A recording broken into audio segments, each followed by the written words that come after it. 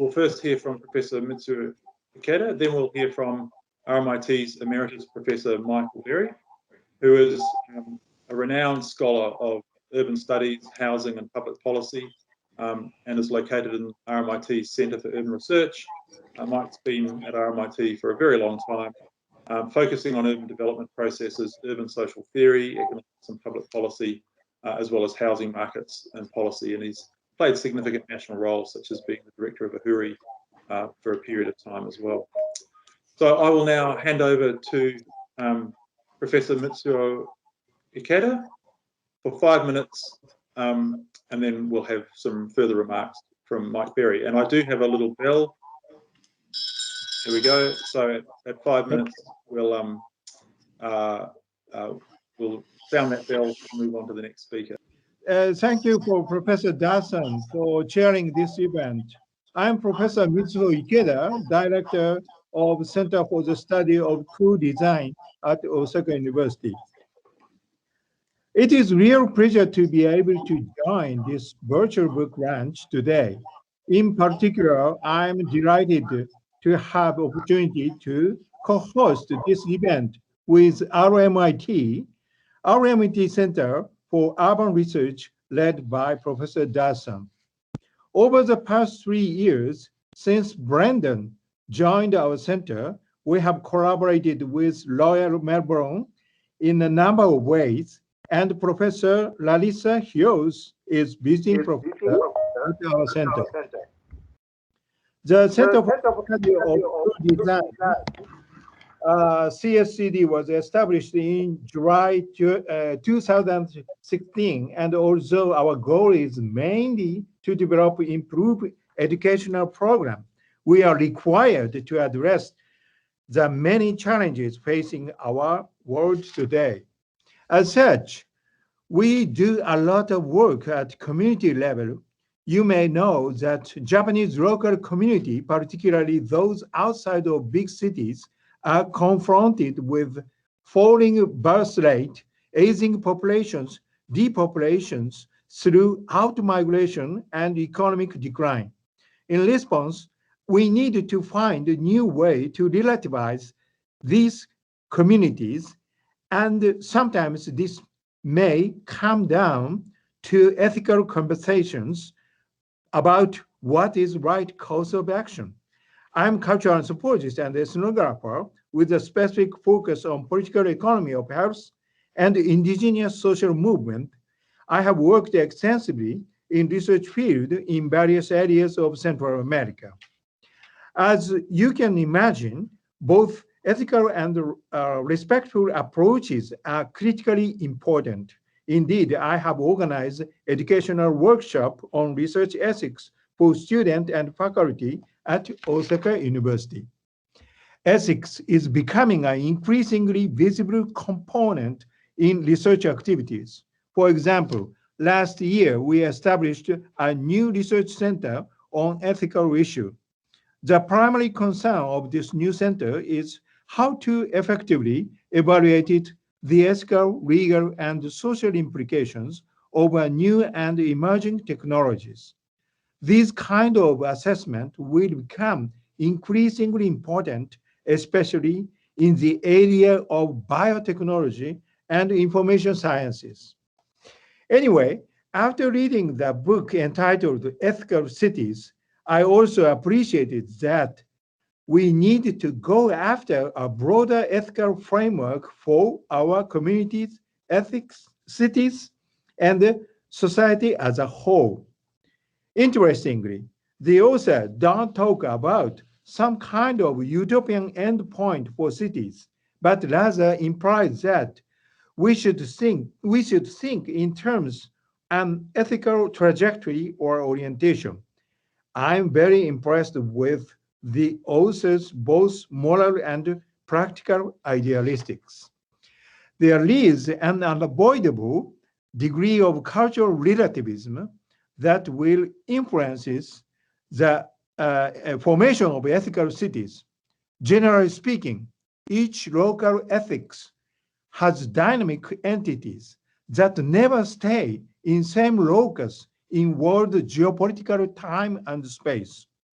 I appreciated that the goal is not pursuit of a perfect ethical city, but employing ethical perspectives is very important in influencing how we see the world and our places in it.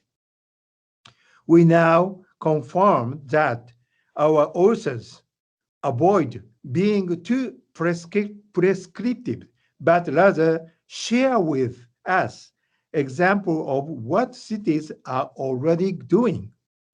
As I have already said, I'm not an urban expert, and as such, I look forward hearing the views of participants and their ideas on the relevance of potential an idea like the ethical city.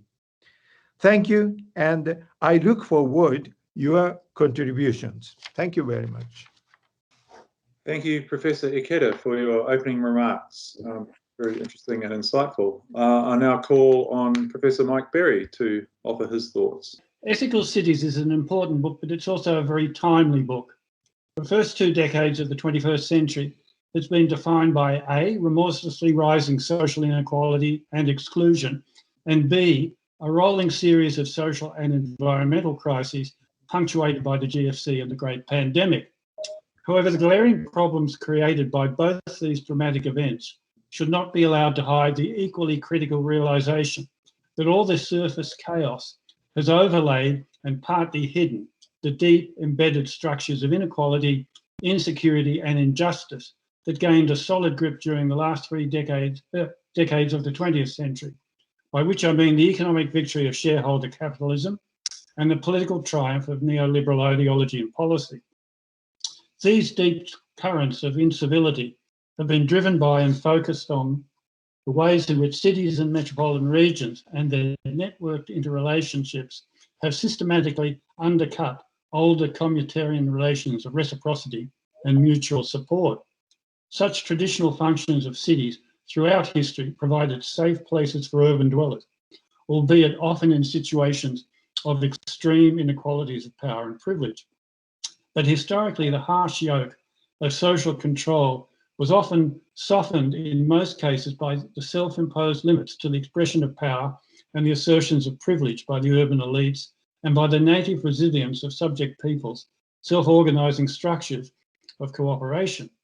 A general sense of common membership of the city took root and anchored a widespread sense of basic security, at least for those residents deemed citizens. For those excluded, like slaves, women and foreigners in democratic ancient Athens, urban life still had a sense of order and security, if not rampant opportunity. But the neoliberal city that developed throughout the global capitalist city in both East and West over the past 50 years has shredded much of the historic inheritance of urban civility by tearing asunder the bonds of mutual recognition and support, while shattering the traditions of inclusion. Rampant individualism has driven social relations of communal interaction out of the temple. Neoliberal ethics have shrunk to a singularity, the pursuit of individual advantage, and anything goes approach to life, nature, and the universe. At the individual level, similar arguments of the sophist might is right. At the level of society and more broadly the planet, such a trajectory is leading to environmental catastrophe, unless this is either preempted by some other global intervention by one or more horsemen of the apocalypse, like another pandemic or war, or more hopefully the transcendence of the neoliberal city by the ethical city, assuming we have time and the collective wit to achieve the latter. We're focusing on cities because the buck stops there. For the first time, really, since the civilizations of ancient Mesopotamia and Egypt, a very considerable proportion of the world's population live an urban existence. And most of the key decisions that affect everybody alive today and future, wherever they live, are being influenced by what goes on in cities today. Hence the importance of this book and the ideas raised here and for discussion here. One key thought worth dwelling on is the author's insistence that ethical cities are environments in which individual rights and collective responsibilities are balanced. This is easily stated as a principle, but very difficult to tie down in specific instances or in the form suitable to inform concrete policies. The best ways of operationalising this dictum, I suggest, would be to focus on the most extreme cases of imbalance, situations, institutions, rules and structures that reinforce the rights of powerful individuals over the imperatives of collective responsibilities. The example I'd give here is the privileging of the unconstrained exploitation of minerals for shareholder profit over the preservation of traditional rights of Indigenous peoples to cultural artefacts and country. This clearly transgresses against the ideals of the ethical city. It should be remembered that the decision to mine in culturally sensitive and environmentally risky terrains are made by a few people, mostly men, located in a few global cities. I'd like to say one thing about the final chapter of Ethical Cities, because I think it's a very important one. It focuses on what social scientists call the transition problem, how to get from A to B, from inequality and insecurity to the opposite, to the ethical city, when there's a huge chasm between both. So what's really needed is a stage strategy. First, I'd suggest work iteratively on those most egregious and/or strategic cases of urban failure. Then wait for the right time to aim higher, usually when a crisis hits. For example, in Australia at the moment, there's a huge furore over invisible sexual abuse of women in the federal parliament and society at large. This offers a pressure point for successful action. The bigger the crisis, the bigger the opportunity for progressive change. Then wait for the backlash as the forces of the powerful regroup. There's a need to maintain the rage and build and rebuild organisations of opposition. All this requires resources and leadership, obviously. Marx once famously said, philosophers have only interpreted the world in various ways. The point is to change it. The final chapter of Ethical Cities gives an impressive range of examples of what progressive transformations might look like. But the point is how to get there. My last comment relates to the author's support for democracy.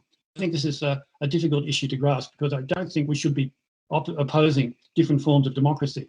I think it's not a question of opposing forms of democracy, but blending ways of engaging and informing citizens within wider structures of representation and accountability that reinforce the culture of inclusion and sustainability, defining the goal of ethical urbanism.